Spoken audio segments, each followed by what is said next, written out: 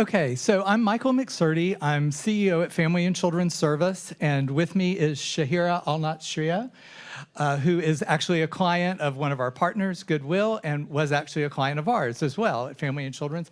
And Roussel Bradbury, it was part of this team, and she is going to kind of advance the slides and everything. So I want to start by telling you about Connecting Forward and why we think it is innovative and should be funded. So we believe that an investment today meets an immediate need, but will meet a need into the future. It's not just a two-generational program. It's looking at potentially 3, grandparents, parents, and children. And then also what we're trying to do is build a community network of providers across Middle Tennessee with a single mindset to work with folks in a way that moves them up out of poverty. We're talking about taking the average TANF allotment to a family of $4,600 a year and using that for that same family to meet immediate needs and move them out of poverty. So it aligns right there. So when we look at the problem, you guys know what the problem is. There are a lot of people with a lot of needs. That's what all those numbers tell us, both statewide and here in Middle Tennessee. But more importantly, what 500 families who helped us gather information for this project told us was there's a need for things to be more cohesive and more coordinated. There needs to be a way to go one place, tell your story one time, and get tapped in and be supported throughout the process. So when we looked at our target population, back to those numbers, the target population for this project is actually bigger because of how you guys defined who could be served. So we're taking a universal approach. We're going to serve children, parents, and grandparents if they're involved in the family that meet one of these criteria in all 41 counties in Middle Tennessee. So when we look at our map, we're talking about Middle Tennessee, as we said. We're also talking about the 41 counties being served by the 12 primary partners currently.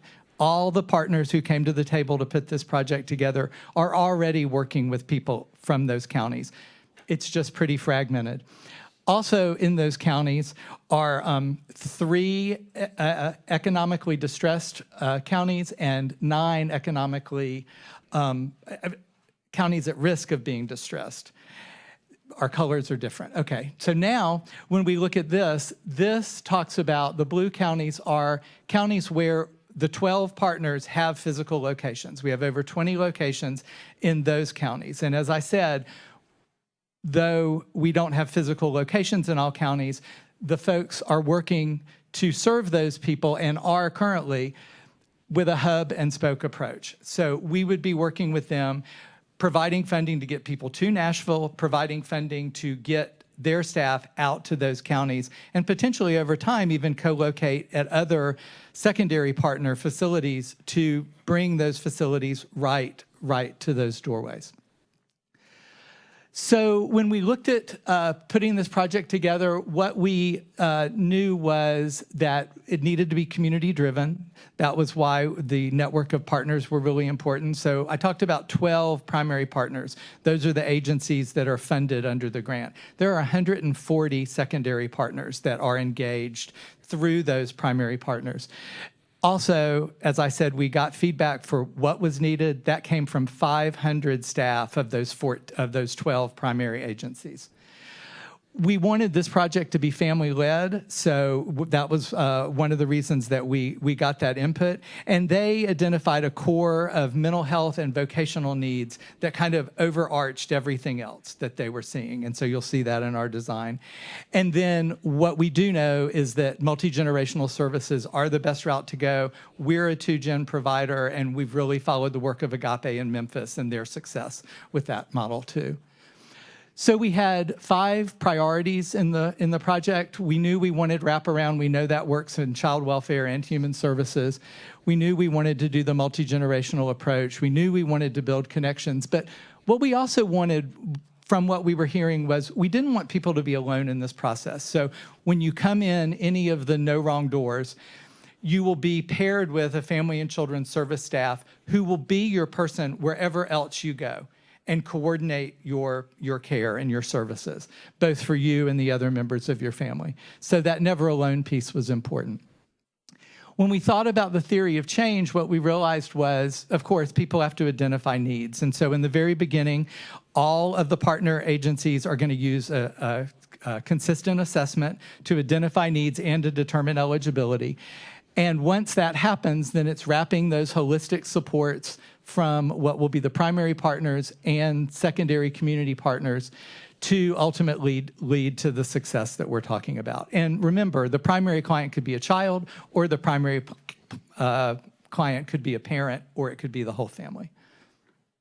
So our solution, this is the first place of real innovation. I think it is two kind of powerhouse organizations in Middle Tennessee working together, Goodwill of Middle Tennessee and Family and Children's Service, to pair and weave the thread of mental health services and awareness and the vocational lens and vocational assessment through the process, and really relying on these two agencies to provide support across the whole network. Also in the solution is making sure that our partners then represent the other areas of need that are identified. So we've got family planning, basic needs, physical health, youth student supports, and family engagement. So that in the end, while we're doing a universal approach to the clients, we're also doing a universal approach with the TANF outcomes. So in this then, you have your two core primary agencies, and then you have the other 10 representing those domains. Here the agencies are. Currently, the 12 partners are serving over 14,000 TANF eligible folks. We anticipate that this project would serve about 4,600 families a year. So that in itself is it's 1,800 families a year for a total of just over 5,000. So when we apply the theory of change to our structure, you have the 12 partners working with folks to identify risk with that universal tool, the core of the two agencies, and then referrals back and forth. And remember, people can come into this project over here and then access. So you don't have to immediately have access to one of the 12 primary partners. And that leads to what our overall goal is. So our outcomes, we feel like we have pretty robust outcomes, but we also know that we're going to be working with your research team to identify overarching outcomes. So these are what we identified as things we felt like were core. And then, of course, all the primary partners are also working within their domains on outcome specific. So we've also built a data component into this to be able to roll up the data from all the agencies. So with TANF alignment, we've produced strategies to outline to complement each purpose. So you'll see that, again, it's that universal approach to the different TANF purposes. And the organizational chart, really what's key here is the solid lines from Family and Children's Service, kind of wrapping around all of the partner agencies, and then the solid line from Goodwill also touching them. And it's building in the capacity for Goodwill and Family and Children to be present at all the partner agencies. So we immediately eliminate the barrier of transportation, and then we work towards trying to meet that need. Our budget, it's pretty much a static budget. If you look at it, everything sort of like the group before us, this is what goes to all our partners. This is Family and Children's Service. What is more significant is when we collapse that budget into all the line items, what we have is 88% of the budget going directly to supports to families, positions to serve them, and the other ancillary supports needed to do that. So with that, we are funding over 88 positions at these 12 primary partner agencies to increase the ability to meet need and go deeper. So Connecting Forward will create something that's comprehensive and holistic that's possible to duplicate. Family and Children's has built a network of partner agencies across the state around healthcare access that numbers 240. We could share this and work on this across the state. But more importantly, it's changing how we think. It's pairing mental health and vocational services together as the portal to access a family and work with them to really raise the bar, but letting folks engage from any point of entry. So you could engage because there were behavioral problems at school. So that's the other way of getting in. And an example of how a family might come into the program. So the Juarez family, this is a hypothetical family, they come to Safe Haven. Family and Children's Services co-located there. And what we discover is there are two core issues for this family. Mom and dad have vocational desires and skills, but they can't optimize them. And there are behavioral concerns for the two children that pull mom and dad out of the ability to be consistent at work.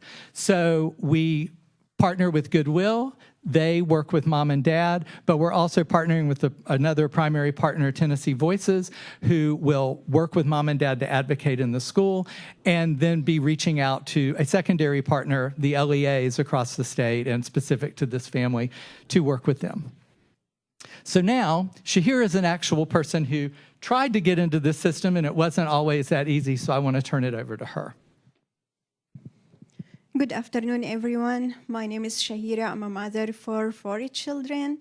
I'm a software engineer associate at Accenture right now, but things were not always this way. In 2017, when I found myself as a homeless, me and my 4 children, we lost everything, my home, my income, my job. Then we went to the shelter. While I'm in the shelter, I started connected to Family and Children Service to get the support for mental health and consulting. My counselor her name is Jennifer. She was helping me in my mental health needs and my children's mental health. I'm so sorry.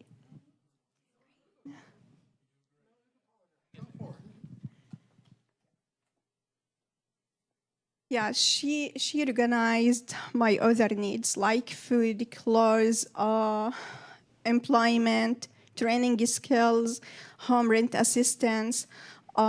She told me about Goodwill and about the Google IT support certificate that I got from Goodwill from their scholarship. But I had a limited resources. My income was too low. I wasn't have enough time to go to the agencies. It was really hard to get the time off to go to the resources. It was really hard also to tell my story for each agency due to my English second language. So also I will not feel shy to tell that I wasn't have enough money for a gas too, to go to agencies to get the resources and assistance. So,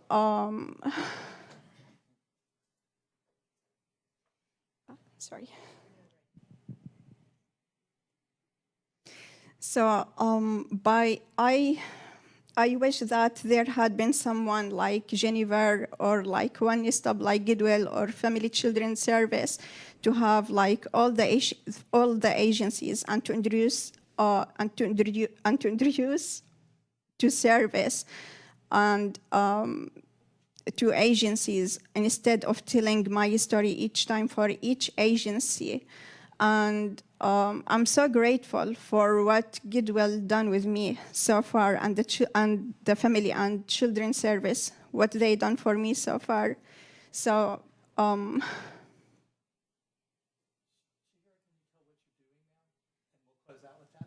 Your job? Yes, with Accenture, I'm doing a software engineer. So it was really hard. It was so basically my life was like domestic violence situation to homeless. Right now I have a good home. I'm paying a home rent. All of that from supporting from Goodwill and the Family Children Service. Goodwill paid me internship to be working with Accenture. Right now I'm a software engineer with a full-time with Accenture. I'm not worried about the home rent anymore. I can provide all the basic needs and the essential life for my children. And this is all from the Family and the Children Service and from Goodwill support too.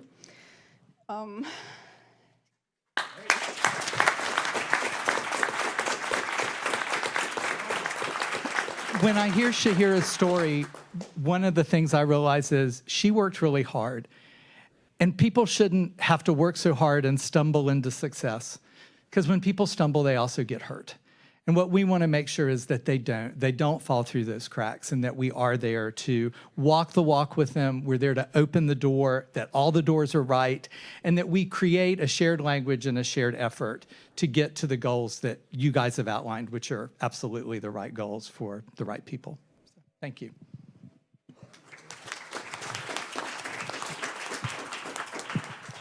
I do have a question, but I want to say this first. For those who don't know, Accenture is the, if not the premier, one of the premier software providers, programmers in the world. I tried to get a job there a long time ago. I couldn't, so I had to become commissioner instead. So you have to be really, really smart to be able to get a job at that world-class organization. So that is like the New York Yankees of employment right there for sure. So congratulations, way to go. The other thing is, whenever there's working towards employment, tell me about employers that you might have involved. I know you have a lot more than just the core partners, but what's that relationship with employers been? And are you looking at certain clusters, or what's that strategy there? Okay, so that is absolutely Goodwill Shop, and I will try to speak well for my friend Matthew. So Goodwill has partnerships with folks like Accenture, various electrical companies. They have an electrical engineering track that folks can go through, construction, and they have those relationships. And they are 12 of the locations in those blue counties. So we're really relying on their success, and then they're relying on our kind of mental health wraparound social services expertise. And part of what Shahira talked about was that she was paid to do an internship by Goodwill. Because one of the things that happens, and the last group mentioned this as well, is there's that cliff of, gosh, if I do any better, or if I take this risk, am I going to lose benefits, or am I going to be able to make ends meet while I'm doing this free work, while I'm doing this internship? And so we've built money in to help with that all along the way. I don't have a question, just a comment. I just wanted to say I appreciate your building family planning into your model. I think it's essential. And it's the first time we've heard that. Yes. So one of our partners that is doing that is a Step Ahead, who's a current 2Gen fundee. They were really excited to be part of this, and they are expanding their footprint to serve every county, all 41 counties. So that is part of what their support goes to. Of the partners, 8 are current 2Gen fundees, and 10 or 11 are currently having contracts with DHS or other state entities. So we have a lot of strength in that area as well. Comment and a question. First, a comment. Shahira, you don't ever need to be embarrassed to tell your story. Okay? The reason that we are doing what we are doing here is because of some of the very challenges you've identified, okay? That we have a system that is, it really has a goodwill to it, but it is impossibly designed, okay? And operated in a way that doesn't work in the best interest of those that are served. Congratulations on the difficult journey that you've navigated, and we are very proud of what you've been able to do on behalf of yourself and your family. Thank you so much. Thank you. I just would like to add something. I'm so proud to tell my story. I was very nervous in the beginning when I started talking, but I feel so comfy right now. I would like to share my story for everyone. I would like everyone to know about the Goodwill and the Family and the Children Service, because without them, I had really bad life, and they just helped me to stand up over. Like, imagine right now, Shahira, without their help, I was working in warehouses. I almost lost my children because I wasn't able to to spend that time with them. I was working like seven days a week. Right now, I'm working remotely, and this is all from Goodwill support. Like they give me the opportunity by pay for my internship. I found myself during the internship. I was a student at MTSU, but I dropped all my classes because I cannot complete my education. So when Goodwill knew it about that, they helped me like to get in the technology path, which was my dream to do. And you know, when you have like a happy mom, this is what we say: we have a happy kids. When we have a happy kids, we have a future. We have a great generation. Right. We will have a great generation of the kids. So, like for example, I'm so sorry to tell that, but the dream of my son was like to be in a club to play a soccer ball. I wasn't able to do that for him. Right now, he enrolled and he's playing soccer. So he achieved his first dream as a kid, and he's working on himself. He saw like a great example of his mom, how she's got succeed in her life. Yep. So he's working on himself right now to be successful in the future. For that, by that, we are helping the second or the next generation to be successful in their life too. Shahira, thanks so much. Just so the question, Michael, is that you explained from my perspective very well the process, but said very little about what defines success. Can you talk a little bit about your success metrics? Right. So part of that is we're hoping to work with your team to define what the overarching project would do. So specific to, we can find the slide, specific to mental health, where people are willing to receive support, they report success, they report progress, by our assessment, they are doing that. That 45% of folks who engage in counseling, 45% of folks will tap into mental health service, and 85% of those will have improved mental health. And what we're really doing, as well as then looking at progress in labor and workforce development goals, we're really trying to tap into increasing success at the individual program level, the agency level, work with them through this lens and this model to increase their outcomes. If they're doing better work in a coordinated way, it's kind of the notion of a rising tide will lift all ships. It was hard to come up with what we would have across all of this as outcomes, since we're going to be defining that in the process with the research partners. But I will say that we're building data supports into this and a large educational component to all 12 of the agencies, and we're opening that up to the other 140. We can host them at the Honey Alexander Center here, which is our home here in Nashville.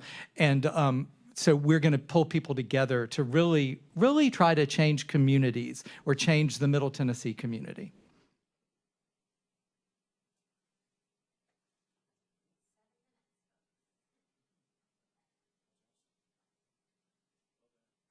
Well, thank you. Thank you very much.